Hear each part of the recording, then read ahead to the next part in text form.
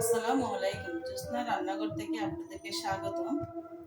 আজকে আমি একটা মিল্ক পুডিং দেখাবো, যেটাতে ডিম ছাড়া, ডিম আর চিনি ছাড়া আমি ক্যারামেলটা করে নিয়েছি। নিয়ে এখানে প্রায় তিন ফুয়া মতো, প্রায় 3 ফুয়া মতো আমি দিয়ে দিলাম, দুধ দিয়ে দিলাম ক্যারামেলটির সাথে সাথে দুধ দিয়ে ভালো করে নেড়ে তারপর দিলাম পাউডার দুধ 1 কাপ। পাউডার দুধ দিয়ে এবার আমি আগার আগার পাউডার দিয়ে এটা নেড়ে দিব। আগার আগার পাউডারটা দিয়ে ভালো করে আমি এটা পানির সাথে মিক্স করে নিয়েছি।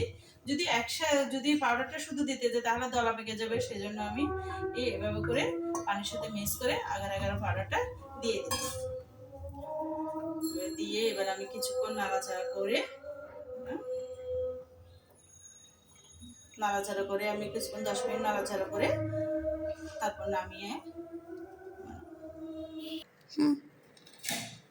এবার এবার আমি এটা একটু চাকনি দিয়ে ছেঁকে দিচ্ছি, এই কারণে কোনো লাঞ্চ যেন না থাকে।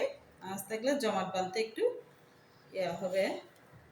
তো এইভাবে করে আমি পুরোটা ঢেলে এইভাবে করে প্রায় 2 ঘন্টার মতো রেস্টে রাখবো।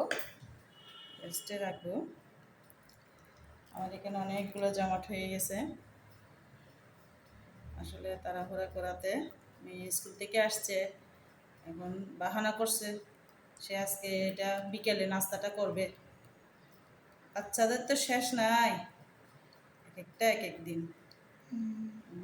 আমার ওই পিচ্ছি মেয়ে, আমার একটাই মেয়ে, একটা ছেলে একটা মেয়ে। এরা আমার সাথে নাস্তাটা ও আজকে এগুলো ঠান্ডা ঠান্ডা খাবে, তারপর দিনের জন্য এইটা একটু ভালো করে আমি নেড়ে ছেড়ে নিচ্ছি, কারণ করে দিলে হবে জমাট বানতে।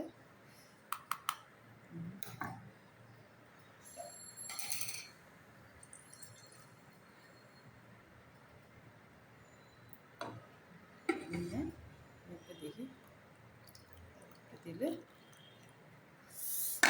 এভাবে করে একটু দিয়েছি আমি। আসলে আমি তেমন পাকা রাঁধুনি না, তারপর চেষ্টা করি কিছু না কিছু আপনাদের জন্য শেয়ার করার জন্য। আমি জানি না কতটুকু আপনাদের থেকেও শিকার আছে, মানুষ তো শিকার শেষ নাই, আমারও শিকার আছে। আমি আপনাদের থেকেও শিখবো, এটাই আর কি আমার জি। আপনাদের কাছে যদি এটা ভালো লেগে থাকে আমাকে একটা কমেন্ট করে জানাইয়েন, লাইক দিয়েন। আসলে আপু সবাই ভালো থাকিয়েন, দোয়া রাখিয়েন। ধন্যবাদ।